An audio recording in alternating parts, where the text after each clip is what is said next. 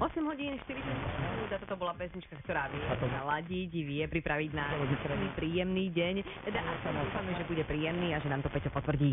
Bude padať dážď, ako sa na Medáta zvykne diať, pretože bude jasno, najvyššia teplota 20 až 25 stupňov, čo je naozaj ideálny čas na to na nejakú prechádzku do lesa alebo do prírody skrátka. No a keď bude iba vietor, čo je tiež nezvyčajné na Košice a na východ Slovenska. Aktuálne tu máme 14 stupňov a jasno, vlastne na celom území Slovenska je jasno a teplota sa od 10 do 14 stupňov.